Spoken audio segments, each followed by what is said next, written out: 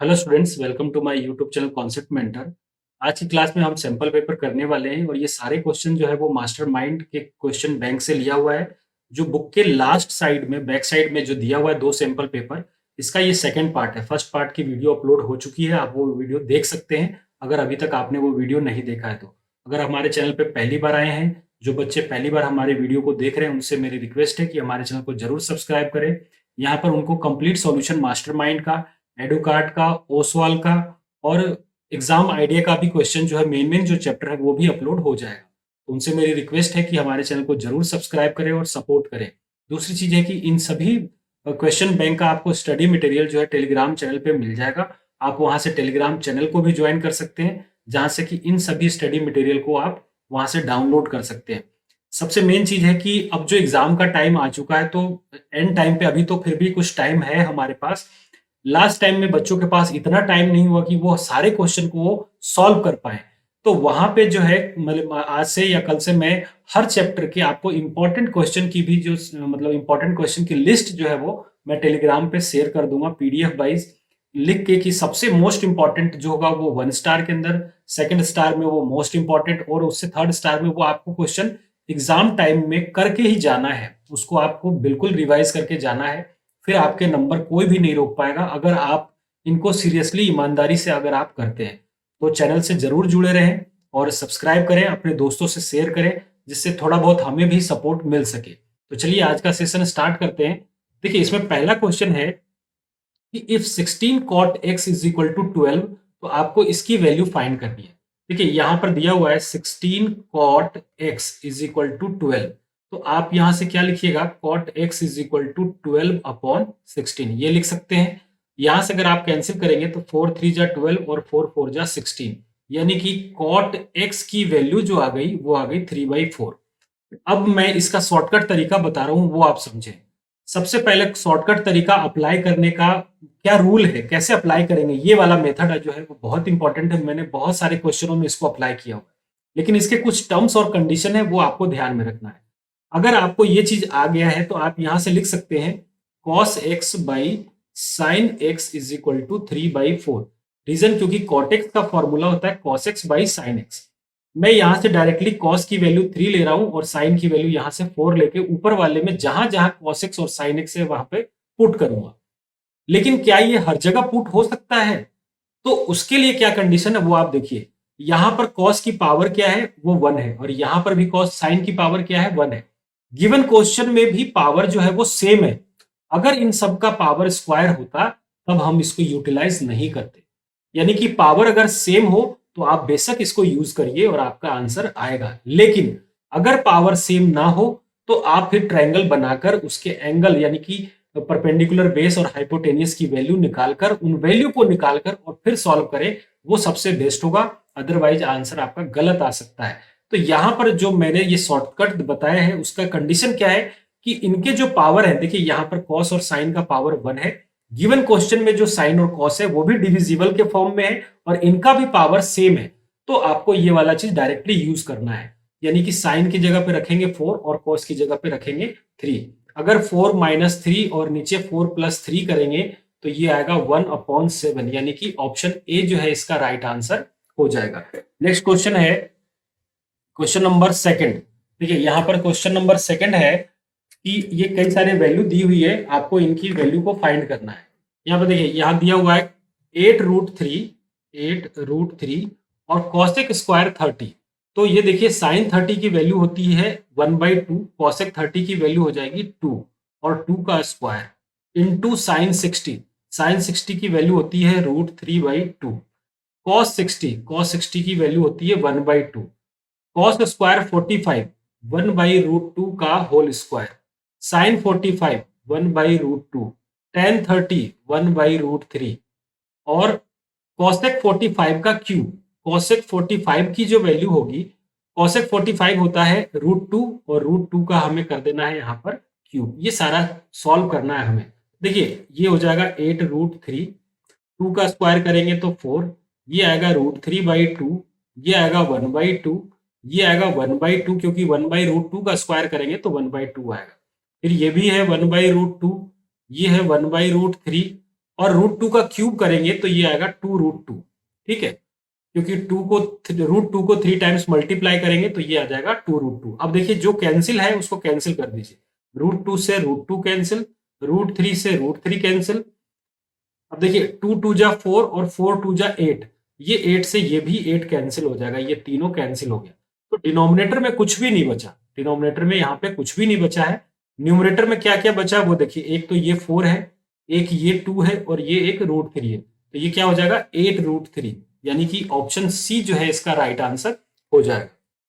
Question number 3 है, देखिए यहां पर दिया हुआ क्या है, tan square theta is equal to 8/7, ये स्क्वायर में है, तो यहां पर जो आप वैल्यू यूज करेंगे ना, ये इसको स्क्वायर में लाने के बाद ही यूज करिएगा, जैसा कि मैंने पहले क्वेश्चन में डिस्कस किया था। तो tan स्क्वायर थीटा को आप लिख सकते हैं sin square theta by cos square theta, जो कितना है 8/7, ठीक है, यहां से क्या हो गया 8/7। अब ये स्क्वायर के फॉर्म में और यहाँ पे पावर सेम नहीं है, तो आप यहाँ पे रूट नहीं हटाना, आपको रूट हटा के काम नहीं करना। आपको कैसे करना है, ये जो गिवन कंडीशन है इसको सिंप्लीफाई करिए, तो देखिए ये हो जाएगा a प्लस बी और a माइनस बी, तो ये क्या हो जाएगा 1 माइनस साइन स्क्वायर थीटा, और ये नीचे में a plus b a minus b, ये हो जाएगा 1 minus cos square theta. 1 minus sine square theta होता है कॉस स्क्वायर थीटा, और 1 माइनस कॉस स्क्वायर थीटा होता है साइन स्क्वायर थीटा, ठीक है। यहाँ पे cos square theta by sine square theta cot square theta भी लेकर सॉल्व कर सकते हैं, या यहां से अब देखिए ये भी स्क्वायर में है ये भी स्क्वायर में, तो अब स्क्वायर वाला वैल्यू ले लीजिए, तो कॉस की वैल्यू हो जाएगी 7 और साइन की वैल्यू हो जाएगी 8, तो 7/8 इसका आंसर हो जाएगा, यानी कि ऑप्शन ए। अगर यहां से आइडेंटिटी के रूप में ले तो आप ये देखिएगा कि cos square theta upon sine square theta होता है कॉट स्क्वायर थीटा, और कॉट स्क्वायर थीटा जो है वो tan का रिवर्स होता है, तो अगर tan 8/7 है तो कॉट क्या हो जाएगा 7/8, उस तरीके से भी ऑप्शन ए जो है आपका राइट आंसर हो जाएगा। क्वेश्चन नंबर 4 है कि cos की पावर 4a प्लस साइन की पावर 4a की वैल्यू क्या हो। देखिए इसको सॉल्व करिएगा तो ये हो जाएगा cos स्क्वायर, जो क्वेश्चन गिवन है cos square a minus sine की पावर 4a, सॉरी cos की पावर 4a माइनस साइन की पावर 4a। अपन इसको लिख सकते हैं cos स्क्वायर a का whole square minus sine square a का होल स्क्वायर, ये भी लिख सकते हैं। उसके बाद देखिए यहां से आप ए स्क्वायर माइनस बी स्क्वायर का फॉर्मूला यूज करेंगे तो आएगा a प्लस बी, यानी कि cos square a plus sign square a, और ब्रैकेट में आ जाएगा cos square a minus sine square a। इसकी वैल्यू 1 होती है तो इसको हमने 1 ले लिया, और यहां पर देखिए कि क्या आएगा वैल्यू, ताकि हमारा ऑप्शन जो है वो सही हो जाए। अगर मैं इसको कॉस में साइन में चेंज करूं तो ये हो जाएगा 1 माइनस साइन स्क्वायर a, और माइनस साइन स्क्वायर a पहले से है, तो इस तरीके से ये जो आएगा ये क्या आएगा 1 माइनस 2 साइन स्क्वायर a, जो कि ऑप्शन में बिल्कुल भी नहीं है, ऑप्शन में कहीं पे भी नहीं है, ना तो ऑप्शन में 1 माइनस 2 साइन स्क्वायर है और ना ही cos square a minus sine square है, ये दोनों ऑप्शन में नहीं है। तो हम क्या करेंगे, अब इस बार हमने कॉस को चेंज किया था साइन में, अब साइन को चेंज कर देंगे कॉस में। तो इसी वाले पार्ट को देखिए मैं यहाँ पे बता रहा हूं कि जब आप चेंज करेंगे तो कॉस स्क्वायर ए को कॉस स्क्वायर ही रहने दीजिए, और साइन स्क्वायर को कर दीजिए 1 माइनस कॉस स्क्वायर ए, ठीक है। तो ये हो जाएगा कॉस स्क्वायर ए माइनस 1 और प्लस कॉस स्क्वायर ए प्लस कॉस स्क्वायर ए, ये कॉस स्क्वायर ए प्लस और ये दोनों प्लस होके क्या हो जाएगा 2 कॉस स्क्वायर ए माइनस 1। देखिए 2 कॉस स्क्वायर ए माइनस 1 जो है ऑप्शन कौन सा, डी ऑप्शन में आ रहा है, यानी कि ऑप्शन डी जो है इस क्वेश्चन का राइट आंसर हो जाएगा, ठीक है। आप इसको कोई वैल्यू पुट करके भी सॉल्व कर सकते हैं, जैसे कि मान लीजिए हमने यहां पर रखा, यहां पर मान लीजिए रख लेते हैं cos a की वैल्यू 30 डिग्री, हमने cos a की वैल्यू रख लेते हैं मान लीजिए 30 डिग्री, ठीक है। cos a की वैल्यू अगर आप 30 डिग्री रखेंगे तो ये आएगा √3/2 की पावर 4, और माइनस साइन की अगर 30 डिग्री रखा है और पावर 4 करेंगे तो ये आएगा, √3 को 4 टाइम्स मल्टीप्लाई करेंगे तो ये आएगा 9, और 2 को 4 टाइम्स मल्टीप्लाई करेंगे तो ये आएगा 16, माइनस ये भी आएगा 1/16, इसको सिंप्लीफाई करेंगे तो ये आएगा 8/16, और सॉल्व करने पर आएगा 1/2। यही वैल्यू को आपको यहां पर भी रख लेना, ऑप्शन में भी रखेंगे तो 1/2 ही आएगा। उस तरीके से हम कह सकते हैं कि ये हमारा करेक्ट आंसर है, जैसे कि 2 इंटू कॉस ए का मतलब कॉस 30 डिग्री, √3/2 का होल स्क्वायर और माइनस का 1। सॉल्व करेंगे तो ये आएगा 3/4 माइनस का 1। सॉल्व करेंगे तो ये आएगा 2 और इसको सिंप्लीफाई करने पर ये भी आएगा 1/2। तो देखिए दोनों सेम आ रहा है, हम वैल्यू पुट कर करके देख रहे हैं तो भी, और बाई आइडेंटिटी से सॉल्व कर रहे हैं तो भी। तो आपकी मर्जी है कि आप इसको कैसे, माइंड को किस समय, उस समय किस तरीके से अप्लाई कर पाते हैं। अगर आप वैल्यू रखकर इसमें सॉल्व करते तो आपको चारों ऑप्शन में चेक करना पड़ता, लेकिन अगर आइडेंटिटी सॉल्व करा है आपने तो आइडेंटिटी के अकॉर्डिंग तुरंत आंसर आ गया। तो ये चीजें प्रेजेंस ऑफ माइंड की है कि आप उस समय किस तरीके से क्वेश्चन को सॉल्व कर पा रहे हैं। दोनों तरीका बिल्कुल सही है, आप जैसे भी चाहे इसको सॉल्व कर सकते हैं।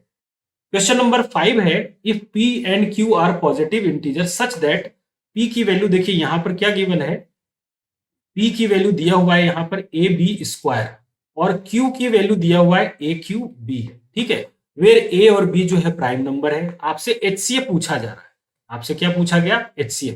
तो ऐसे कंडीशन में मैंने HCF के लिए बताया था कि दोनों में जो कॉमन हो वो नंबर पहले लिख लीजिए। तो देखिए दोनों में A भी है और B भी है, लिख लिया अपन ने। और अब देखना है कि इन दोनों में मिनिमम पावर किसका है। ए का मिनिमम पावर क्या है? 1 और बी का मिनिमम पावर क्या है? 1, यानी कि ए बी जो है इसका राइट आंसर हो जाएगा ऑप्शन ए। इस तरीके से एचसीएफ निकालने का यही तरीका है। और अगर मान लीजिए इसी का एलसीएम निकालना होता तो एलसीएम का क्या तरीका होता है कि आप जो भी नंबर हो, मे बी यहां पर ए और बी दोनों में है, मे बी मान लीजिए सी होता तो हम ए बी सी लिख लेते, ठीक है। और यहां पर ए बी ही है तो हम सिर्फ ए और बी लिखेंगे। और अब देखेंगे कि इन दोनों में मैक्सिमम पावर किसका है, ए की पावर 3 और बी की पावर 2। तो ये आपका एलसीएम हो जाता और ये आपका एचसीएफ है, ठीक है। इस तरीके से अपन इसको सॉल्व कर सकते हैं। क्वेश्चन नंबर 6 है, in a seminar the number of participant in Hindi, English and mathematics are 60, 84 and 108। इतने पार्टिसिपेंट हैं अलग अलग सब्जेक्ट के। Find the minimum number of rooms required if in each room the same number of participants are to be seated and all the being them in the same subject। यानी कि यहां पर यह कहा जा रहा है कि हिंदी के अंदर 60 बच्चे हैं, इंग्लिश के अंदर 84 है और मैथमेटिक्स में 108 है। आपको क्या करना है कि पर सब्जेक्ट में, जैसे मान लीजिए एक कमरे में हमने बिठाया तो उसमें या तो सिर्फ मैथमेटिक्स का हो, या तो सिर्फ इंग्लिश का हो, या फिर हिंदी का हो, ऐसे आपको बिठाना है। और इक्वल नंबर ऑफ रूम जो है वो ऑक्युपाई होना चाहिए। तो हमें क्या निकालना पड़ेगा? सबसे पहले इनका एचसीएफ। तो देखिए नंबर है हमारे पास 60, 84 और 108। सबसे पहले एचसीएफ निकालने का मैं आपको तरीका बता रहा हूं कि पूरे में देखिए आपने सबसे ज्यादा कॉमन क्या निकाल सकते हो। तो आपको लगेगा कि इस पूरे में कॉमन जो है वो 12 है। सबसे ज्यादा जो मैक्सिमम तीनों में निकाल सकते हैं वो उसकी बात कर रहे हैं अपन। तो 60 आपको लग रहा है कि यहां से हम 60 निकाल सकते हैं, तो ये बच जाएगा 5, ये बच जाएगा 7 और ये बच जाएगा 9। तो ये अब इसके बाद इन तीनों में से कुछ भी पूरे में कॉमन नहीं है, तो यानी कि हाईएस्ट कॉमन फैक्टर जो है वो आ गया क्या? 12। तो इनका एचसीएफ जो होगा वो क्या आ जाएगा? 12, ठीक है। अब आपको नंबर ऑफ रूम्स पता करने हैं। तो देखिए 60 मैक्सिमम स्टूडेंट हैं हिंदी के और एक कमरे में आपको बिठाना है 12। तो आप इसको सॉल्व करेंगे तो कितना आएगा? 5 कमरा ये इसका हो जाएगा हिंदी के लिए। हिंदी के बच्चे बैठेंगे 5 कमरों में। उसके बाद बात करते हैं इंग्लिश की। तो इंग्लिश के बच्चे कितने? 84। इसको डिवाइड करेंगे तो ये जाएगा 7 बार में। तो यहां से यानी इंग्लिश के बच्चों को बिठाने के लिए कितने कमरे चाहिए? 7। फिर 108 को डिवाइड करेंगे आप 12 से, ये जाएगा 9 बार में। तो यानी मैथमेटिक्स के बच्चे बैठेंगे कितने कमरों में? 9 कमरों में। तो टोटल जो रूम है वो 5 + 7 + 9, 7 5 12 और 9 21, यानी 21 इसका राइट आंसर हो जाएगा ऑप्शन बी। तो ये तरीका है, इस तरीके से आप इसको सॉल्व कर सकते हैं। क्वेश्चन नंबर 7 है, the sum of exponents of prime factor in 196। 196 को आपको पहले तो प्राइम फैक्टराइजेशन करना है और फिर एक्सपोनेंट के सम बताने हैं। आप 2 से अगर आप करेंगे यहाँ पे तो 2 9 जा 18 और यहाँ पर बचेगा 8 टाइम्स में जाके ये कैंसिल होगा 98। फिर इसको सॉल्व करेंगे तो ये आएगा 49। फिर इसको सॉल्व करेंगे तो ये आएगा 7 और उसके बाद 7 से 1, यानी कि 196 को अगर आपने फैक्टराइज किया है तो 2 की पावर 2 और 7 की पावर 2 आया है। ये तो कहलाता है बेस। ये क्या कहलाता है? बेस। और ये कहलाता है आपका एक्सपोनेंट। ये क्या कहलाता है? एक्सपोनेंट। आपसे क्या पूछा गया है कि सम ऑफ एक्सपोनेंट ऑफ प्राइम, 2 भी प्राइम है और 7 भी प्राइम है, तो इनका एक्सपोनेंट कितना हो गया 2 + 2, आंसर क्या 4, यानी कि ऑप्शन बी जो है इसका राइट आंसर हो जाएगा। नेक्स्ट क्वेश्चन पूछा गया है कि HCF 8925 और LCM 8925 का क्या होगा, ये हमें फाइंड करना है। देखिए आपके पास क्वेश्चन है HCF किसका 8 और 9 और 25। देखिए सबसे पहले मैं आपको बेस्ट तरीका बता रहा हूं, कोई सा भी नंबर हो कैसा भी हो, आपको HCF निकालने का सबसे बेस्ट तरीका यह है कि पूरे में देख लीजिए कॉमन क्या है। मे भी बहुत बड़े नंबर कॉमन होंगे तो आपको आइडिया नहीं लगे, तो आप छोटे छोटे कॉमन बाहर निकाल लीजिए। लेकिन यहां जो कंडीशन दिया हुआ है वहां के हिसाब से कुछ भी कॉमन नहीं है। आप यहां पे देखिए, आप इसमें से 1 के अलावा कुछ भी कॉमन नहीं निकाल सकते, तो यानी कि HCF क्या हो जाएगा इसका 1। अब बात करते हैं इसी का LCM का, है ना, 8, 9 और 25 का LCM। LCM का रूल क्या है कि मे भी पूरे में हो जाए या इंडिविजुअली आपको अगर कुछ कॉमन दिख रहा है तो आप उसको निकालिए, लेकिन आपको यहां पर भी कुछ भी कॉमन नहीं दिख रहा, यानी कि इनका HCF भी जो होगा ये इन सबको मल्टीप्लाई करने पर ही आएगा, यानी कि 8, 9 और 25 को मल्टीप्लाई करेंगे तो देखिए 8, 9 जा 72 इंटू 25, मल्टीप्लाई कर दीजिए 72 को 25 से, 5 2 जा 10, 1 7 5 जा 36 और 1 37, 2 2 जा 4 और 7 2 जा 14, ये आएगा। देखिए यहाँ पे आप ऐड करें, ये ऐड करेंगे तो ये आएगा 0, 7 और 1 4 11 और यहाँ आएगा 1, 3 और 1 4, 4 और 4 8 और ये आ गया 1, 1810। ठीक है, ये आ गया आपका LCM। ये क्या आया LCM। और आपसे क्या पूछा गया है HCF इंटू LCM, तो HCF तो है हमारा 1 और LCM है 1810। सॉल्व करेंगे तो कितना आएगा 1810 is the your right answer, यानी कि ऑप्शन सी जो है इसका करेक्ट आंसर हो जाएगा। क्वेश्चन नंबर 9 की बात की जा रही है, यहां पर देखिए 9 में क्या कहा जा रहा है कि 7 इंटू 11 इंटू 17 प्लस 17, ये कैसा नंबर है ये आपको बताना है। देखिए यहां पर आपको सारे नंबर मल्टीप्लीकेशन में है और प्लस में एडिशन के साथ, यानी एडिशन के साथ जो नंबर दिया हुआ है वो है 17, पूरे में कॉमन क्या ले सकते हैं 17, तो ये हो जाएगा 7 इंटू 11 प्लस 1। सॉल्व करेंगे तो 17 इंटू, ये देखिए ये आएगा 11 और 7 77 और प्लस 1 78।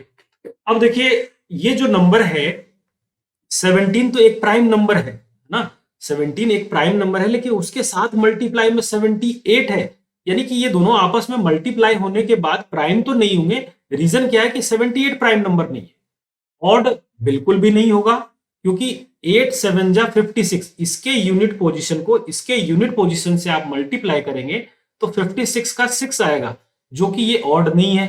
डिविजिबल बाय 5 बिल्कुल नहीं होगा, क्योंकि 5 से डिविजिबिलिटी का रूल होना चाहिए कि या तो यूनिट पोजीशन 5 हो या 0 हो, तो ये ऑप्शन और ये तो बिल्कुल नहीं होगा।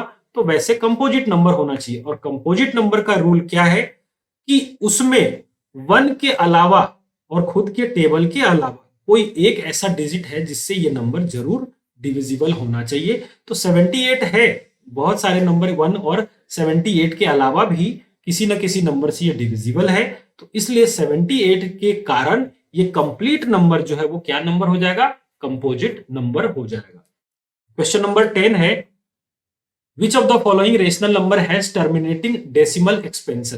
देखिए टर्मिनेटिंग के लिए मैंने बताया था आपको कि टर्मिनेटिंग वही होगा, आप ढंग से समझ लीजिए कि टर्मिनेटिंग वही नंबर होगा जिसके डिनोमिनेटर में या तो सिर्फ 2 की पावर n हो या 5 की पावर n हो या दोनों हो, 2 की पावर m और 5 की पावर n हो। अगर ये सारे नंबर्स हैं तब तो डेसिमल जो है, जो यानी कि जो हमारा नंबर है डिनोमिनेटर का कुछ भी हो या जो रेशनल नंबर दिया हो वो टर्मिनेटिंग होगा। एक चीज आपको और ध्यान में रखना है, जब आप डिनोमिनेटर को फैक्टराइज कर रहे हैं, है ना, जब आप डिनोमिनेटर को फैक्टराइज कर रहे हैं, जैसे मान लीजिए ये हमने फैक्टराइज किया और ऐसा कुछ आया, आपको न्यूमरेटर को भी फैक्टराइज करना है। मे भी कुछ यहां पर एक्स्ट्रा नंबर आए 2 और 5 के अलावा जो न्यूमरेटर से कैंसिल हो जाए, तो आपको जरूर ये ध्यान में रखना है कि आपको डिनोमिनेटर के साथ साथ न्यूमरेटर को भी, अगर एक्स्ट्रा नंबर आ रहा है डिनोमिनेटर में 2 और 5 के अलावा, तो आपको न्यूमरेटर को जरूर फैक्टराइज करके चेक करना है। अब अपने को यहां पर बताना है कि कौन सा यहाँ पर नंबर जो है वो टर्मिनेटिंग है। अगर अपन बात करें पहले ऑप्शन की, पहला ऑप्शन दिया हुआ है 26/225। देखिए अपन अंदाज से अगर बात करें, और आपको ऐसा सीखना पड़ेगा, अगर आप एमसीक्यू का पेपर दे रहे हैं तो आपको इतना माइंड चलाना पड़ेगा कि 25 जो है वो 15 × 15 होता है। दूसरी चीज, अगर 26 न्यूमरेटर में है, ये मैं नंबर नहीं डाल रहा, देखिए तो इसको लिख सकते हैं 3 × 5 और इसको भी लिख सकते हैं 3 × 5। तो यहां पर आप देख रहे हैं कि 5 के अलावा 3 भी नंबर एक आ चुका है, और 3 तो चलिए यहां से चला जाएगा।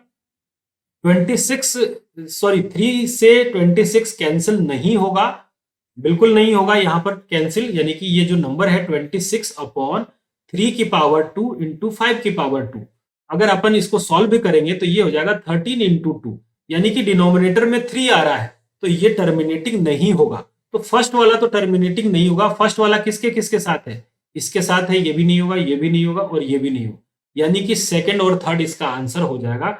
हमें भले ना भी चेक करो तो भी आपका आंसर यही आना है। आप इसको देख सकते हैं कि सेकंड और थर्ड वाला जो है इसका टर्मिनेटिंग आंसर होगा। क्वेश्चन नंबर 10 है, which of the following rational number has terminating decimal expansion. देखिए टर्मिनेटिंग डेसिमल एक्सपेंशन का जो कंडीशन है वो मैं आपको बता रहा हूं। या तो डिनोमिनेटर में 2 की पावर n होना चाहिए, यानी कि कोई भी पावर हो 2 में ही सिर्फ होना चाहिए, अगर 5 नहीं है तो। या तो सिर्फ 5 की पावर होना चाहिए, या दोनों की पावर होना चाहिए। अगर आपको टर्मिनेटिंग पता करना है तो डिनोमिनेटर को जब आप फैक्टराइज करेंगे तो ये तीनों टर्म आना चाहिए। सबसे पहली चीज तो ये है। अगर इसके अलावा 2 और 5 के अलावा कोई नंबर आ रहा है तो आप न्यूमरेटर को जरूर फैक्टराइज करें। मे बी जो इसके साथ एक्स्ट्रा नंबर आया है वो न्यूमरेटर के साथ कैंसिल हो जाए। अगर कैंसिल हो जाता है, यानी कि सिर्फ डिनोमिनेटर में ये दोनों बचते हैं, तब तो वो टर्मिनेटिंग होगा। अगर ये जो एक्स्ट्रा नंबर आया है 2 और 5 के अलावा अगर नहीं कैंसिल होता है न्यूमरेटर को फैक्टराइज करने के बाद, तो वो टर्मिनेटिंग नहीं होगा। अब आप ऑप्शन को चेक करिए, 26 को फैक्टराइज करेंगे तो 13 × 2 आएगा, और 2 to 5 को फैक्टराइज करेंगे तो आएगा 3 की पावर 2 × 5 की पावर 2। ठीक है। अब आप देखिए कि यहां पर ये 3 जो है वो हट नहीं सकता, तो ये नॉन टर्मिनेटिंग होगा, ये नॉन टर्मिनेटिंग होगा, नॉन टर्मिनेटिंग होगा। अब मैंने 2 to 5 को ये डायरेक्ट कैसे लिखा, तो देखिए 2 to 5 को आप लिख सकते हैं 15 × 15, और 15 का क्या होगा 3 × 5, इस 15 का क्या होगा 3 × 5, यहां से 3 की पावर कितनी हो गई 2, और 5 की पावर भी कितनी हो गई 2। तो ये इस तरीके से लिखा हो। दूसरे की बात करें तो ये है 5/2 की पावर 3, ये टर्मिनेटिंग है। रीजन क्या है, सिर्फ 2 की पावर है, तो ये टर्मिनेटिंग होगा। ये क्या होगा, टर्मिनेटिंग। तीसरे की बात करें तो 2/21, तो 7 × 3, ये एक्स्ट्रा नंबर आ रहा है जो, और ये भी एक्स्ट्रा नंबर आया, 2 और 5 बिल्कुल ही नहीं है, तो यहां पर ये जो है वो नॉन टर्मिनेटिंग है, नॉन टर्मिनेटिंग है यहां पर। ठीक है। अब फोर्थ को और चेक कर लेते हैं।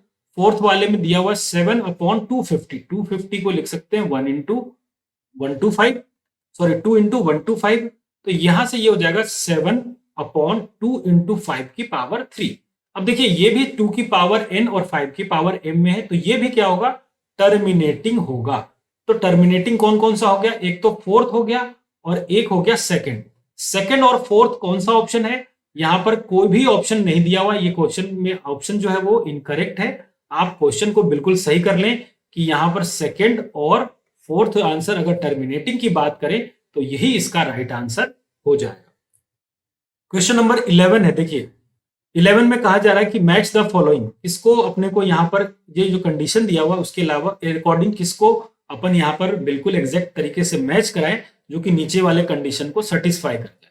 देखिए यहाँ पे जो दिया हुआ है ये एपी, अगर मैं ट्रायंगल बना के अगर आपको समझाऊं तो आप एक बार देख लीजिए, वैसे जरूरत नहीं है, फिर भी किसी बच्चे को दिक्कत हो तो आप यहाँ से समझ सकते हैं। जैसे मान लीजिए मैंने बना लिया ट्रायंगल एबीसी और दूसरा बना लिया मैंने ट्रायंगल पी क्यू आर।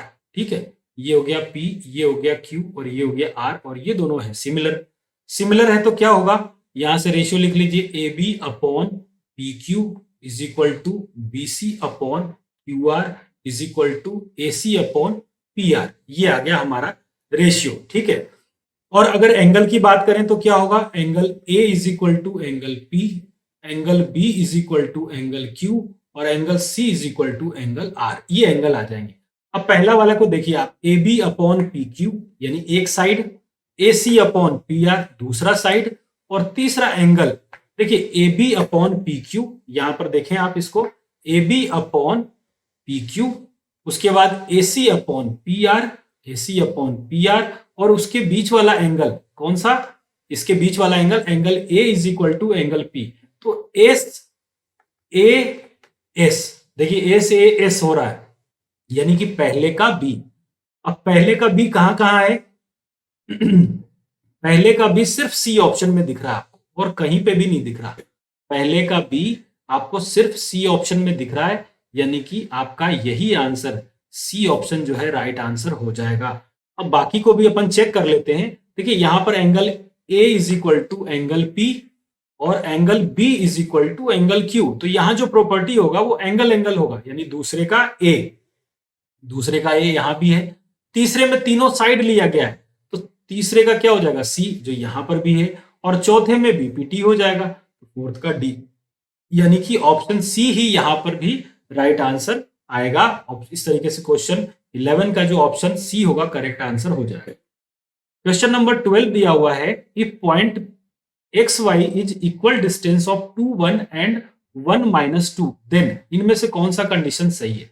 मान लेते हैं ये पॉइंट है P जिसका कोऑर्डिनेट है x, y और ये इक्वल डिस्टेंस है किससे, एक पॉइंट और दिया हुआ है जिसको अपन A मान लेते हैं और इसका कोऑर्डिनेट है 2, 1 और दूसरा पॉइंट जो दिया हुआ है वो B मान लेते हैं और इसका कोऑर्डिनेट है 1, -2 और ये कहा जा रहा है कि A से P का डिस्टेंस, A से P का डिस्टेंस और B से P का डिस्टेंस सेम है, यानी कि P of A is equal to P of B है।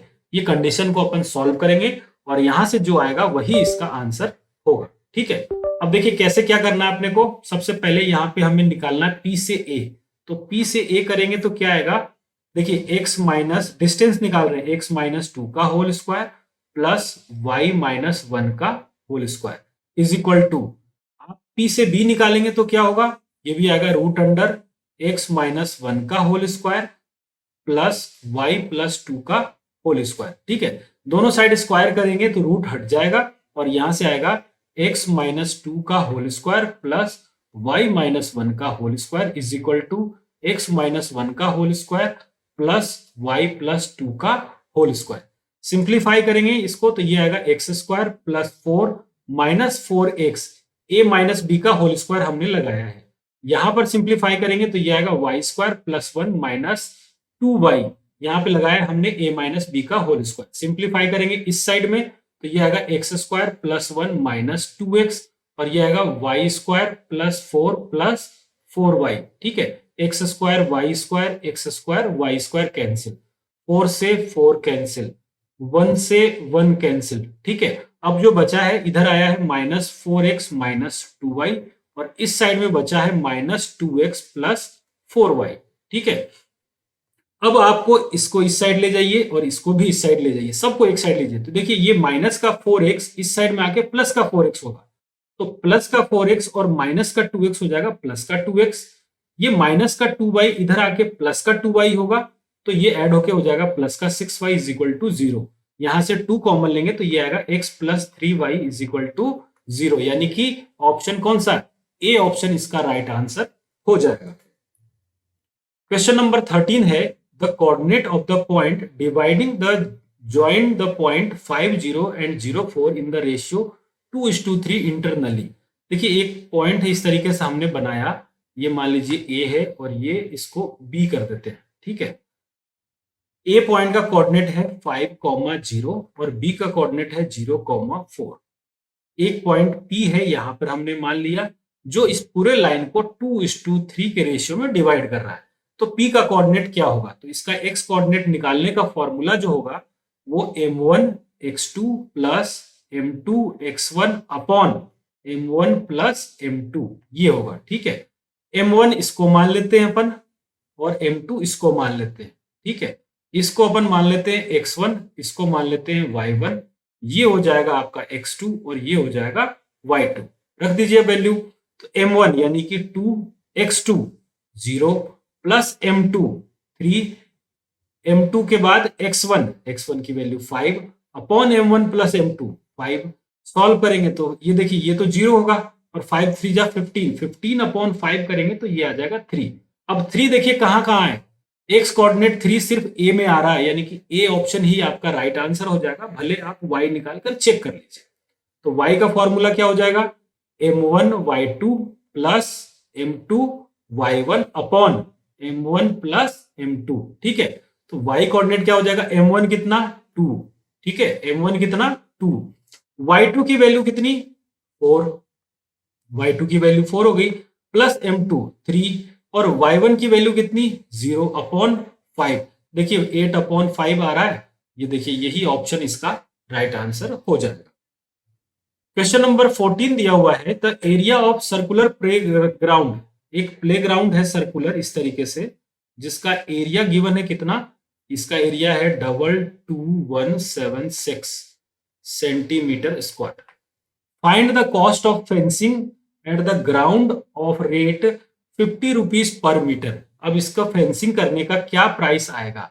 तो सबसे पहले ये एरिया है, ये क्या है, ये आपका दिया हुआ जो है वो एरिया है।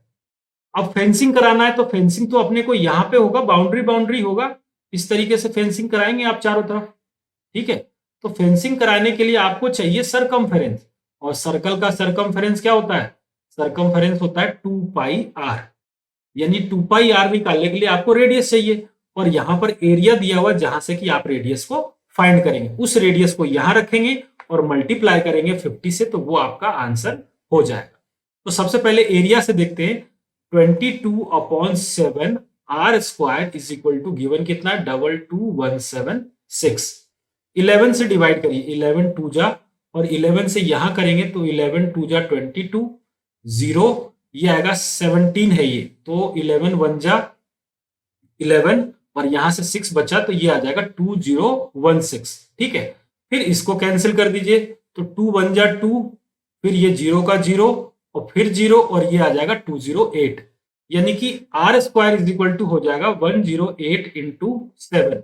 सॉल्व करेंगे तो आर की वैल्यू 8 7 जा 56, 6 और 5 बचा, यहां पे आ गया 5, ये हो गया 0 और ये आ गया 7056। ठीक है, R square is equal to आ गया 7056। तो आर की वैल्यू जो यहां से आएगी रेडियस की वो हो जाएगी, तो यहां से रेडियस आ जाएगा कितना 84 सेंटीमीटर, रेडियस आ गया 84 सेंटीमीटर। अब आपको निकालना है फेंसिंग और उसकी प्लस कॉस्टिंग। इसकी फेंसिंग कितनी हो जाएगी 2 पाई आर 22 अपॉन 7 इंटू आर की वैल्यू कितनी 84 और कॉस्ट कितना है 50 रुपीज, तो इसको मल्टीप्लाई कर देंगे अपन 50 से। सॉल्व करेंगे तो ये देखिए ये आ जाएगा 12 टाइम में। अब इन सब को मल्टीप्लाई करेंगे तो देखिए 50 इंटू 2 ये हो जाएगा 100, और ये 22 इंटू 12 ये मल्टीप्लाई करना है। देखिए जब आप इसको 22 को 10 से करेंगे तो 220 आएगा, और 220 प्लस 22 जब 44 ये सॉल्व करेंगे तो ये आएगा 4, ये 6 और 2 264, और 264 पे डबल जीरो, यहाँ पे देखिए ये आ गया, ये आ गया डबल जीरो का मतलब ये से आ गया 264, ये आ गया आपका 264 डबल जीरो, ये आएगा टोटल आंसर। अब देखिए यहाँ पर मीटर स्क्वायर दिया हो, पर मीटर है और यहाँ पर सेंटीमीटर है, तो जब ये इस सेंटीमीटर को आप मीटर में चेंज करेंगे तो ये डबल जीरो रिमूव हो जाएगा और 264 आंसर, यानी कि ऑप्शन डी जो है इस क्वेश्चन का करेक्ट आंसर हो जाएगा। बढ़ते हैं नेक्स्ट क्वेश्चन की तरफ। क्वेश्चन नंबर 15 दिया हुआ है, if tan square a is equal to 1 plus 2 tan square b, और आपको इसकी वैल्यू फाइंड करनी है। अब देखिए यहाँ पर अगर आप बेसिक कॉन्सेप्ट में जाएंगे तो बहुत प्रॉब्लम आएगी आपको सॉल्व करने में। यहां पर हम एंगल को मानकर और फिर सॉल्व करेंगे। देखिए कैसे, अगर मान लीजिए हम एंगल ए को मान लेते हैं 60 और एंगल बी को मान लेते हैं 45, तो ये गिवन कंडीशन को सेटिस्फाई करेगा। कैसे वो देखिए, tan ए यानी कि tan ए की वैल्यू tan 60 हुआ, tan अगर ए हमने 60 माना है तो tan ए की वैल्यू क्या हो गई 60, और tan 60 का स्क्वायर, तो tan 60 होता है √3 और √3 का स्क्वायर, ये होगा 1 प्लस tan बी हमने माना है 45, तो 10 स्क्वायर बी यानी 10 b 45 1, 1 का स्क्वायर करेंगे तो भी 1 आएगा। तो इधर भी 3 आया और इधर भी 3 आ गया, यानी ये दोनों कंडीशन ये दोनों एंगल के लिए सेटिस्फाई हो रहा है। यदि यही एंगल हमें इस वाले पे भी रख देना है तो cos a यानी cos 60, और cos 60 की वैल्यू होती है 1/2 जिसका स्क्वायर करेंगे। cos b यानी cos 45 1/√2 जिसका स्क्वायर करेंगे। सॉल्व करेंगे तो ये आएगा 1/4 और ये आएगा 1/2। सिंप्लीफाई करेंगे तो 1/4 इंटू 2/1 ये कैंसिल होकर 2 यानी कि 1/2 इसका राइट आंसर ऑप्शन बी हो जाएगा। क्वेश्चन नंबर 16 है, in the given figure 3 sector of circle radius 7 making an angle 60 degree 80 degree 40 degree at the centre the area of shaded region. देखिए अगर हम ये मान लीजिए 80 डिग्री है, ये 40 डिग्री है और ये 60 डिग्री है, अगर इंडिविजुअल निकालकर अगर हम तीनों का एरिया निकालकर ऐड करेंगे तो भी हमारा आंसर वही आएगा शेडेड रीजन का। और या तो हम तीनों एंगल को ऐड करें और फिर एरिया ऑफ सेक्टर निकालें तो भी आंसर, बस हमारा कैलकुलेशन का टाइम जो है वो बच जाएगा। तो टोटल जो एंगल होगा वो 80 प्लस 60 प्लस 40, इसको ऐड करेंगे तो ये आएगा 180 डिग्री। एंगल कितना हो गया 180 डिग्री। तो शेडेड रीजन का एरिया होगा पाई यानी 22/7 r square 7 into 7 theta 160 degree upon 360 degree. 180 से ये 2 टाइम्स में जाएगा, 7 से 7 जाएगा और 2 से 11, तो ये कितना हो जाएगा 77 इसका आंसर हो जाएगा सेंटीमीटर स्क्वायर में। ऑप्शन ए जो है इसका राइट आंसर हो जाएगा। क्वेश्चन नंबर 17 दिया हुआ है, the zero of a polynomial can be determined graphically. किसी भी पॉलिनोमियल का जीरो जो है हम ग्राफिकली निकालना चाह रहे हैं। The number of zero of a polynomial is equal to the number of points where the graph of polynomial intersect x axis. यहां पे ये कोई जरूरी नहीं है कि इंटरसेक्ट एक्स एक्सिस हो या वाई एक्सिस हो, ठीक है, और दोनों भी नहीं हो सकता। ऐसा भी नहीं है कि इंटरसेक्ट एक्स एक्सिस होगा या वाई एक्सिस होगा, ठीक है। अब मैं आपको रीजन समझा देता हूं। अगर पॉलिनोमियल हमारा होता y is equal to f of x, ठीक है, y is equal to f of x होगा, तब हम ग्राफ जो होगा ना, जैसे मान लीजिए ये हमने ग्राफ बनाया तो हम इसको एक्स एक्सिस वाले कहां कहां कट कर रहा है उसको काउंट करें।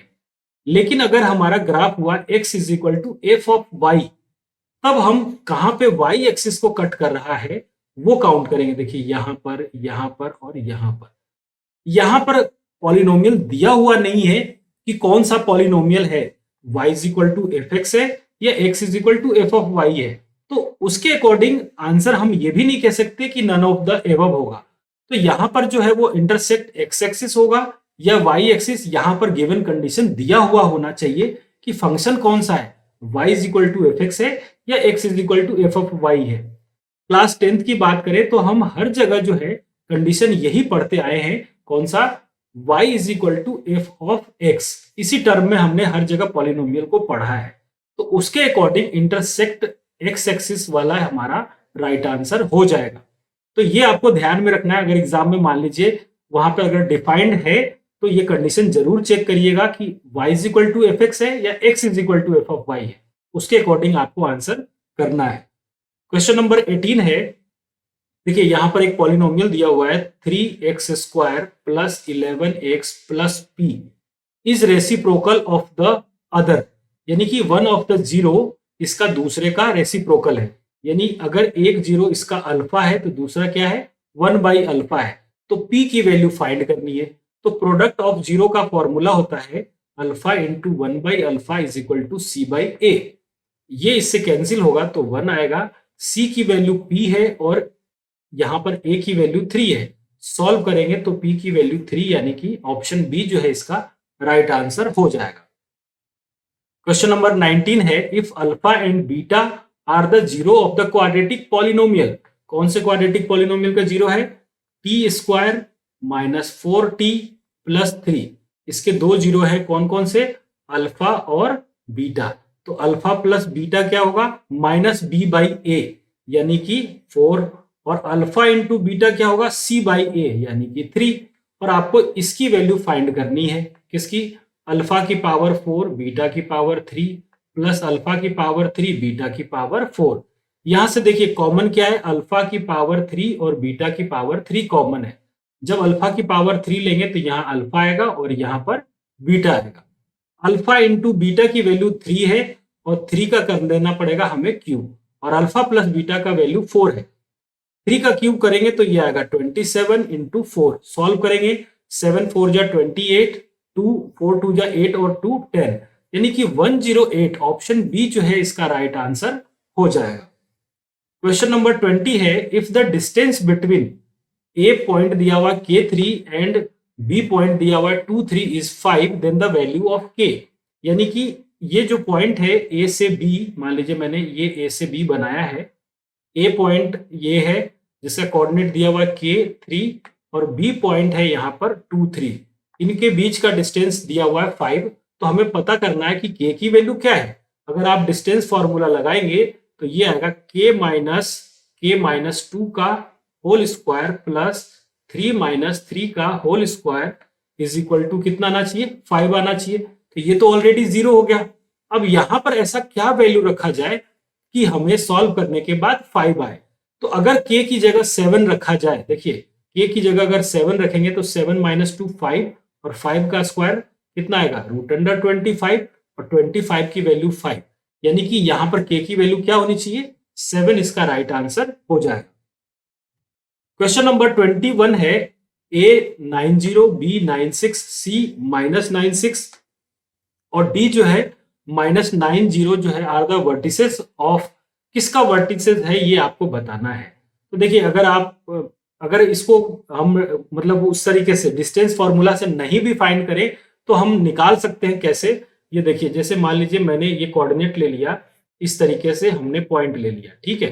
पहला पॉइंट क्या है 9,0, मान लीजिए यहाँ 9 है, एक्स एक्सिस पे होगा क्योंकि यहाँ पर हमने 9 माना है, तो ये पॉइंट क्या हो जाएगा, इसको ए मान लेते हैं और ये हो जाएगा 9,0।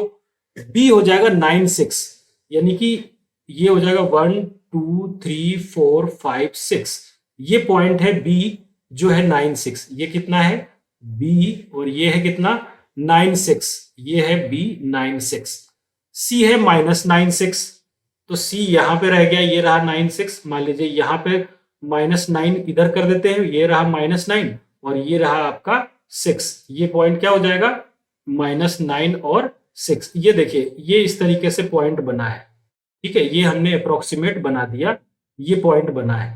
तो और डी जो है कहा जा रहा है -90, ये रहा -90, यानी ये इस तरीके से बनेगा। तो ये डिस्टेंस कितना है, ये डिस्टेंस है 9, और ये वाला डिस्टेंस भी कितना है, ये भी है 9। ये यहां से यहां तक कितना है, ये 9 और ये 9, ये टोटल डिस्टेंस है 18, तो ये भी है कितना 18। ये सारे वर्टिसेस सेम नहीं हुए क्या, अपोजिट वर्टिसेस सारे सेम है, तो ये एक रेक्टेंगल हुआ, यानी कि ऑप्शन बी इसका राइट आंसर हो जाएगा। आप इन सब के बीच में डिस्टेंस फॉर्मूला भी लगाएंगे तब भी यहां पर ए बी और ये वाला पॉइंट अगर सी और डी कहते हैं तो सी डी इक्वल होगा, उसी तरीके से बी सी और एडी भी इक्वल आएगा, रेक्टेंगल इसका आंसर हो जाएगा। क्वेश्चन नंबर 22 है, in what ratio does the point P34 divide the line segment joining, ये दोनों लाइन ज्वाइन हो रहा है। मान लीजिए हमने ये बना लिया A और ये कर दिया B, और ये पॉइंट है 1,2, ये पॉइंट है 6,7, जिसको एक P पॉइंट इंटरसेक्ट कर रहा है जिसका कोऑर्डिनेट दिया हुआ है 3,4, और ये किस रेशियो में कह रहा है डिवाइड हो रहा है वो हमें बता दो। तो हमने रेशियो मान लिया M1 और M2। ये आपका x कोऑर्डिनेट और y कोऑर्डिनेट गिवन है, ये आपका x1 और ये y1, ये आपका x2 और ये y2 भी गिवन है। x कोऑर्डिनेट निकालने का फॉर्मूला होता है m1 x2 plus m2 x1 upon m1 plus m2। इसी फॉर्मूला को यूज करिए। x कोऑर्डिनेट दिया हुआ है 3, m1 की वैल्यू को m1 रहने देते हैं, x2 की वैल्यू हो जाएगी 6, m2 की वैल्यू को m2 रहने देते हैं, x1 की वैल्यू हो जाएगी यहां पर 1 upon m1 plus m2, cross multiply करेंगे तो 3m1 plus 3m2 is equal to 6m1 plus m2 आएगा। सारे को अगर आप राइट हैंड साइड में लेके आएंगे तो ये हो जाएगा 6m1 plus m2 minus 3m1 minus 3m2 is equal to 0। Simplify करेंगे तो ये आएगा 3m1 minus 2m2 is equal to 0, 3m1 is equal to आएगा 2m2, m1 upon m2 is equal to आएगा 2/3, यानी कि ऑप्शन बी जो है आपका राइट आंसर हो जाएगा। क्वेश्चन नंबर 23 है, a pair of linear equation, ये एक इक्वेशन दिया हुआ है, दूसरा इक्वेशन ये दिया हुआ है, यूनिक सॉल्यूशन कब होगा ये हमें निकालना है। तो यूनिक सॉल्यूशन का कंडीशन होता है a1 upon a2 not equal to b1 upon b2। a1 की वैल्यू दिया हुआ है 2k, a2 की वैल्यू दिया हुआ है 6, नॉट इक्वल टू b1 की वैल्यू दिया हुआ है 5 और b2 की वैल्यू है -5। सॉल्व करेंगे तो ये आएगा 3 और यहाँ पे आएगा -1, है ना, ये -1। तो यानी कि ये आ गया k/3 is equal to 1/-1। Cross multiply करेंगे तो k की वैल्यू नॉट इक्वल टू में आना चाहिए -3, k की वैल्यू -3, यानी कि ऑप्शन ए जो है इसका राइट आंसर हो जाएगा।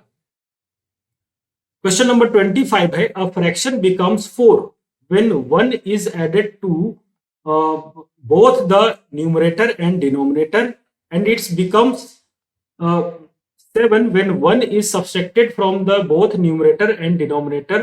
The numerator of given fraction is क्या होगा। अब देखिए ये आपको फाइंड करना है। मान लीजिए हमने एक फ्रैक्शन माना x अपॉन वाई, ठीक है। इस फ्रैक्शन में अगर हम 1 ऐड करते हैं न्यूमरेटर में और 1 ही ऐड करते हैं डिनोमिनेटर में, तो ये जो होता है वो 1/4 हो जाता है, ठीक है। बिकम्स 4 नॉट 1/4, ये हो जाता है 4, ठीक है। इसको सॉल्व करने पर ये क्या आ जाता है, ये आ जाता है 4। ये पहला कंडीशन दिया हुआ है।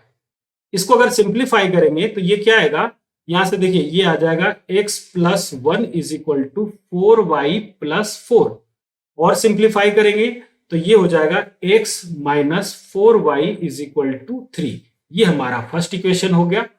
दूसरा कहा जा रहा है कि it's become 7 when 1 is subtracted from both numerator and denominator, यानी कि जब न्यूमरेटर से और डिनोमिनेटर से 1 सब्सट्रैक्ट कर देते हैं तो 7 हो जाता है। सॉल्व करिए, x minus 1 is equal to 7y minus 7 हो जाएगा। इसको सिंप्लीफाई करेंगे तो x minus 7y is equal to -6, ये सेकेंड इक्वेशन हो गया। यहां से इनको सॉल्व करके हमें न्यूमरेटर निकालना है, ठीक है। आपसे न्यूमरेटर पूछा गया है कि न्यूमरेटर क्या होगा। अब देखिए यहां पर हमें न्यूमरेटर निकालने के लिए इन दोनों में एलिमिनेशन लगाइए और सॉल्व कर दीजिए। तो देखिए ये दिया हुआ है x minus 4y is equal to 3 और दूसरा है x minus 7y is equal to -6। ये हो गया माइनस, ये हो गया प्लस और ये भी हो गया प्लस। ये कैंसिल होगा, सॉरी ये नहीं, ये वाला कैंसिल हो जाएगा। यहां से ये कैंसिल नहीं होगा, आप यहां से x को कैंसिल करेंगे, ठीक है। x को कैंसिल करेंगे, y ऐड होके आएगा 3y, क्योंकि 7 पे आ गया प्लस का साइन और यहां आ जाएगा 9, तो y की वैल्यू कितनी हो गई 3। आपको तो x निकालना है तो y की वैल्यू 3 यहां पे रख दीजिए, तो ये हो जाएगा x minus 4 into 3 12 is equal to 3। तो y की वैल्यू कितनी आ जाएगी, सॉरी x की वैल्यू कितनी आ जाएगी 15। न्यूमरेटर हमारा x था जो कि 15 है, यानी कि ऑप्शन डी जो है आपका राइट आंसर हो जाएगा। अब असर्शन रीजन के क्वेश्चन है, इसमें दिया हुआ है if the sum and product of a zero of quadratic polynomial is 3 और -2। सम यानी कि अल्फा प्लस बीटा दिया हुआ है 3 और प्रोडक्ट का मतलब अल्फा इंटू बीटा दिया हुआ है -2। देन द क्वाड्रेटिक पॉलिनोमियल ये होगा। क्वाड्रेटिक पॉलिनोमियल का फॉर्मूला होता है x square minus alpha plus beta into x plus alpha into beta. Solve करेंगे तो x square minus alpha plus beta की वैल्यू 3 है, तो ये हो जाएगा 3x plus alpha into beta की वैल्यू -2 है, तो ये सॉल्व करेंगे तो x square minus 3x minus 2। Assertion बिल्कुल करेक्ट है, ठीक है। उसके बाद if s is the sum of 0 and p is the product of 0 then quadratic polynomial, then the quadratic polynomial is given by x square sum of product plus product of 0, यानी कि assertion बिल्कुल correct है और reason जो है वो correct explanation है assertion का, यानी कि ऑप्शन ए जो है इसका राइट आंसर हो जाएगा। क्वेश्चन नंबर 27 है, if length of minute hand of a clock is 7 centimetre. मान लीजिए ये दिया हुआ है मिनट हैंड, ये दिया हुआ है कितना 7 सेंटीमीटर, ठीक है। ये दिया हुआ है 7 centimetre. Then the area swept by minute in 5 minutes. 5 minutes में कितना एरिया होगा वो ये क्या, ये एरिया आएगा, ये हमें फाइंड करके बताना है। तो देखिए मिनट हैंड की बात करें तो 60 मिनट में ये 360 डिग्री ट्रेवल कर जाता है। तो 1 मिनट में कितना हो जाएगा? 1 मिनट में हो जाएगा 6 डिग्री। तो इसलिए 5 मिनट में कितना हो जाएगा? 5 मिनट में हो जाएगा ये 30 डिग्री। 5 मिनट में ये हो जाएगा 30 डिग्री। अब हमें निकालना है कि 5 मिनट के अंदर एरिया कितना होगा। फॉर्मूला लगा दीजिए, पाई 22/7 आर स्क्वायर 7 इंटू 7, थीटा की वैल्यू 30 डिग्री अपॉन 360 डिग्री। ठीक है, 0 से 0 कैंसिल और ये जाएगा 12 टाइम्स में। ये इससे कैंसिल हो गया। कैंसिल होने के बाद 11 से जाएगा ये 2 टाइम्स में, और सॉरी 2 से जाएगा ये 11 टाइम्स में, ये 2 से जाएगा 11 टाइम्स में, और 2 से जाएगा ये 6 टाइम में। अब ये कैंसिल नहीं हो सकता, तो ये आ गया 77/6। इसको आप जब सॉल्व करेंगे तो ये भी 77/6 आ रहा है, यानी कि ये दोनों बिल्कुल करेक्ट है। Length of an arc of sector of angle theta can radius r is given by L is equal to 2πr theta upon 360 degree. देखिए यहां पर जो एंगल हमने एरिया निकाला वो बिल्कुल करेक्ट है, लेकिन यहां पर जो रीजन दिया हुआ लेंथ ऑफ आर्क का दिया हुआ, एरिया का नहीं दिया हुआ। तो हम ये कह सकते हैं कि एसर्शन तो हमारा करेक्ट है, रीजन भी करेक्ट है, लेकिन रीजन जो है वो करेक्ट एक्सप्लेनेशन ऑफ एसर्शन नहीं है, यानी कि इसके अकॉर्डिंग बी ऑप्शन जो है इसका राइट आंसर हो जाएगा।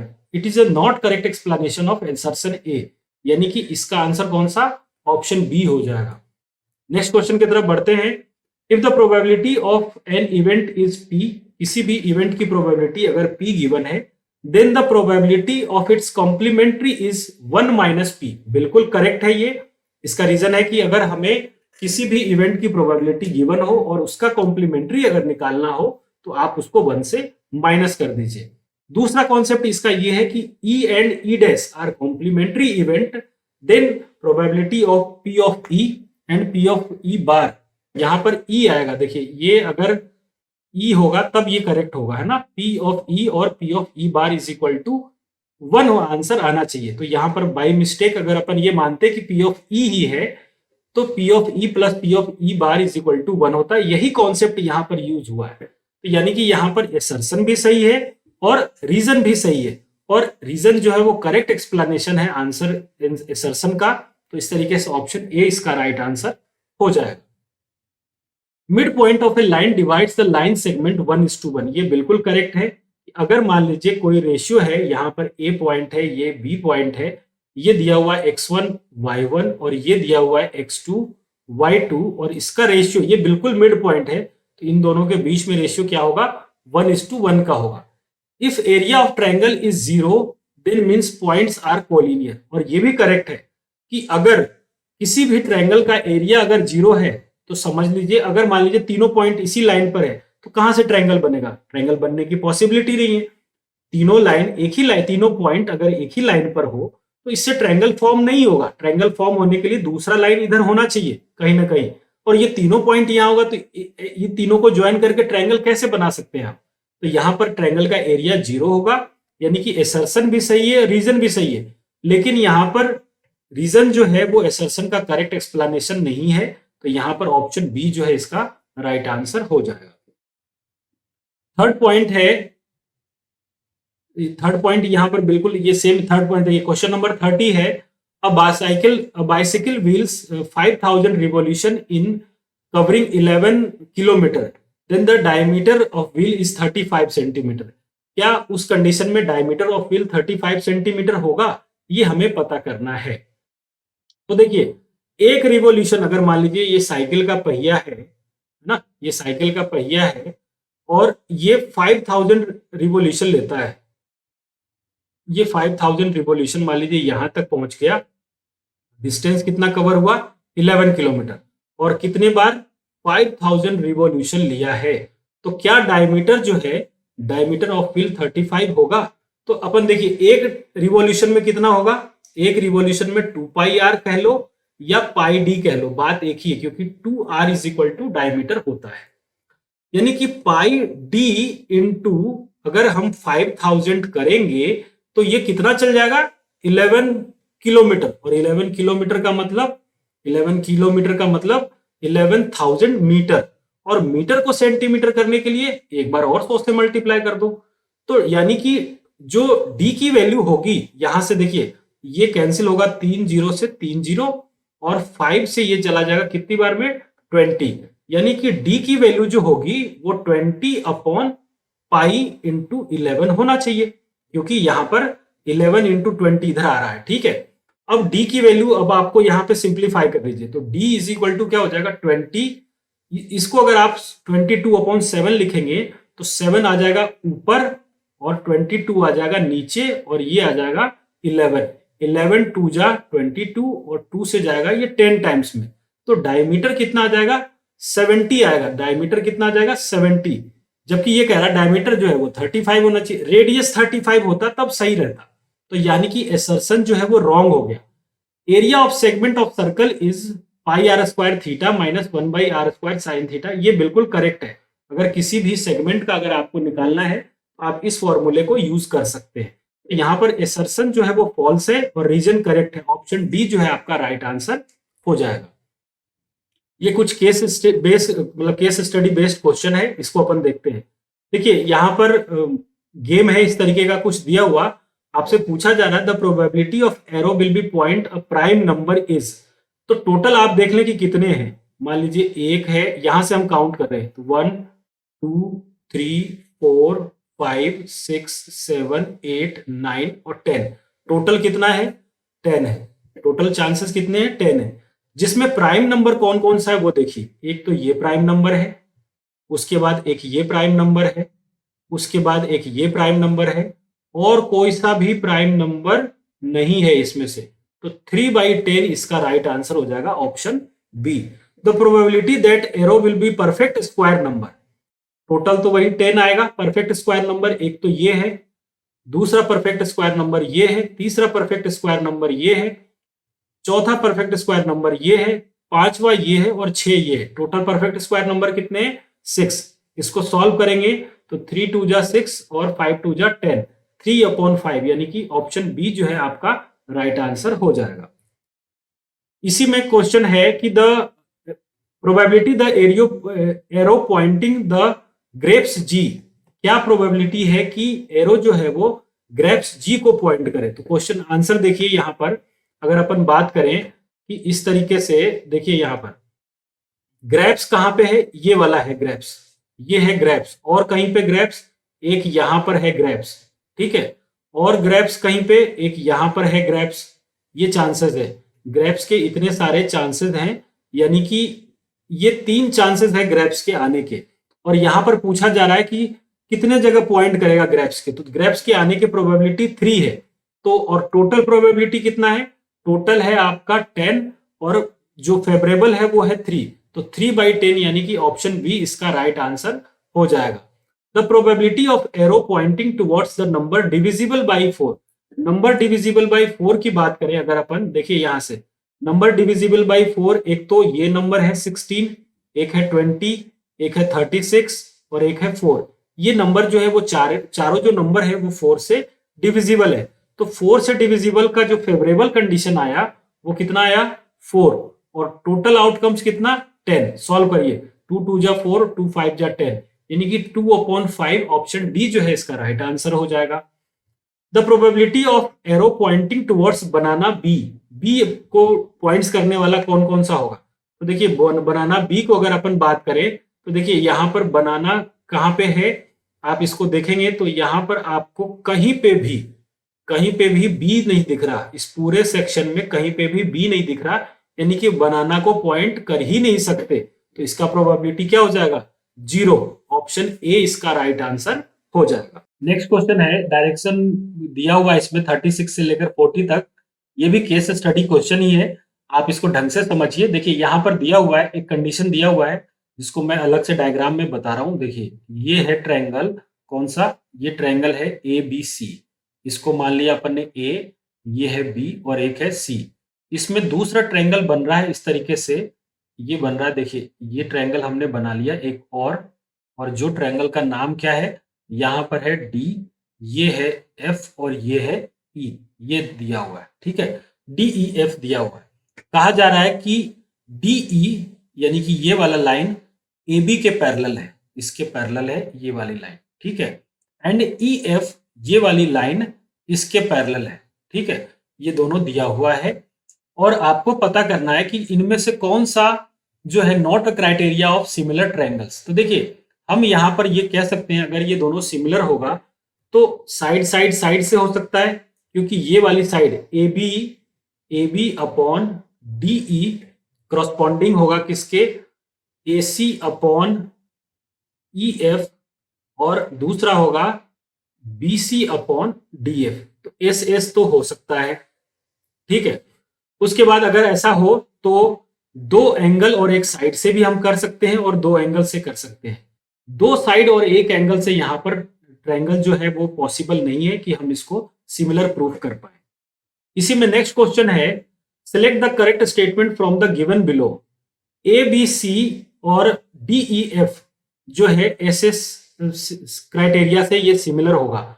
बिल्कुल सही है, क्योंकि यहां पर हमें पता चल रहा है, देखिए अगर मैं डायग्राम बनाऊं, इसी डायग्राम की बात करते हैं अपन प्रीवियस वाले की, ठीक है। यहां पर प्रीवियस डायग्राम को ही देखें कि यहां पर हमें जो रेशियो लिखा है ये सब किसका है, एस एस एस का है, तीनों साइड का करस्पॉन्डिंग हमने लिया है। तो यहां से हम कह सकते हैं कि ए बी सी और डी ई एफ जो है वो एस एस एस क्राइटेरियन से सिमिलर होगा। ऑप्शन ए इसका राइट आंसर हो जाएगा, ठीक है। If measure side A B B C and D E 15, 21 and 10 centimetre respectively, then measure the side E F. E F कितना होगा हमें पता करना है। इसको अपन डायग्राम बनाकर सॉल्व करते हैं। जैसे मान लीजिए हमने ये बना लिया, ये डायग्राम दोबारा से मैं बना के आपको बता रहा हूं। क्वेश्चन नंबर 38 है, ये है ए, ये दिया, सॉरी यहां पर ए नहीं है, यहां पर है ए, ठीक है। इसको इरेज कर देता हूं। ये देखिए ये क्वेश्चन दिया हुआ है यहाँ पर, इरेजर को अपन ये देखिए, ये वाला पॉइंट दिया हुआ है ए, ठीक है। ये है ए, ये है बी और ये है सी। और इसी में एक डायग्राम और बना हुआ है, ये देखिए ये हमने बना लिया इस तरीके से, ये डायग्राम बना लिया एक ट्रायंगल। और ये है डी, ये है एफ और ये है हमारा ई। और क्या दिया हुआ है कि ए बी दिया हुआ है 15, उसके बाद दिया हुआ है बी सी दिया हुआ है 21, और ई एफ डी ई दिया हुआ है यहां पर कितना 10, डी ई दिया हुआ है 10। तो आपसे पूछा जा रहा है ई एफ क्या होगा। तो एक बार देखिए अगर रेशियो निकालेंगे तो जो रेशियो होगा A B upon D E का, वही रेशियो किसका होगा, B C upon E F का, यही तो होना चाहिए। तो ए बी कितना दिया हुआ है 15, डी ई कितना दिया हुआ है 10, बी सी हमें दिया हुआ है 21 और ई एफ को x मान लीजिए। यहां से देखिए 3 5 जा और 3 7 जा, ठीक है, 5 2 जा, यहां से क्रॉस मल्टीप्लाई करेंगे तो x इज इक्वल टू कितना आ जाएगा 14, यानी कि ऑप्शन ए जो है इसका राइट आंसर हो जाएगा। क्वेश्चन नंबर 39 है, in relation of to the part 3 ratio of the side D F upon A C, D F upon A C यानी कि D F upon A C क्या हो जाएगा, तो डी एफ अपॉन इन सब का रेशियो कितना आ रहा है, आप सॉल्व करेंगे तो रेशियो जो आएगा पहले का वही रेशियो सबके साथ होगा। जैसे कि 15 अपॉन 10 करेंगे तो ये आएगा 5 3 जा 15, 5 2 जा 10। अगर अभी अपन ने निकाला था 14, अगर अपन करते हैं मान लीजिए 21 अपॉन 14 तो ये भी क्या आएगा 3 अपॉन 2। तो उसी तरीके से यहां पर भी जो रेशियो होगा अगर ये सिमिलर है तो रेशियो 3:2 ही होना चाहिए, यानी कि ऑप्शन यहां पर कौन सा ratio D F upon A सी, ये और इसका रेशियो डी एफ का तो है यहां पर रेशियो 2 और ये हो जाएगा 3, तो 2:3 का मतलब ऑप्शन सी इसका राइट आंसर हो जाएगा। ठीक है, बढ़ते हैं नेक्स्ट क्वेश्चन की तरफ। देखिए नेक्स्ट क्वेश्चन की तरफ यहां पर 40 दिया हुआ है, in relation of part 3 the ratio of area of triangle A B C and D E F. तो ए बी सी और डी ई एफ, अपन इसी वाले फिगर की बात करें, देखिए यहां पर ए बी सी और डी ई एफ का रेशियो निकालना है एरिया का, area of A B C और डी ई एफ, और इन सब का क्या है एरिया, इन सब का एरिया। तो बताइए आप, यहां पर क्वेश्चन में है ए बी सी और डी एफ, ठीक है। तो ए बी सी और डी एफ में जो रेशियो आ रहा था वो 3/2 आ रहा था, और इसका कर देंगे स्क्वायर, तो 9:4 का इसका रेशियो होगा, यानी कि ऑप्शन ए जो है इस क्वेश्चन का राइट आंसर हो जाएगा। तो इस तरीके से स्टूडेंट्स हमने सैंपल पेपर 2 जो लास्ट सैंपल पेपर था मास्टरमाइंड क्वेश्चन बैंक के बुक के, ये लास्ट में दोनों सैंपल पेपर दिए हुए हैं, जिसको आज की क्लास में हमने कंप्लीटली सॉल्व किया है with case study question. I hope सारे क्वेश्चन, सारे डाउट्स आपके क्लियर हुए होंगे। कुछ क्वेश्चन रिपीटेड है और कुछ अलग हैं, जो मैंने सारे को कवर करने की बहुत अच्छे से कोशिश की है। आई होप आज की वीडियो आपको पसंद आई होगी। अगर वीडियो पसंद आया है तो लाइक शेयर जरूर करें, कमेंट करके हमें बताएं, जिससे कि हम भी थोड़ा पॉजिटिव होके और अच्छा काम कर पाए। तो मिलते हैं फिर नेक्स्ट वीडियो में। जो भी बच्चे नए हैं हमारे चैनल पे, उनसे मेरी रिक्वेस्ट है कि वो चैनल को जरूर सब्सक्राइब करें। चलिए, आप अपना ध्यान रखिए, अच्छे से पढ़ाई करें। All the best.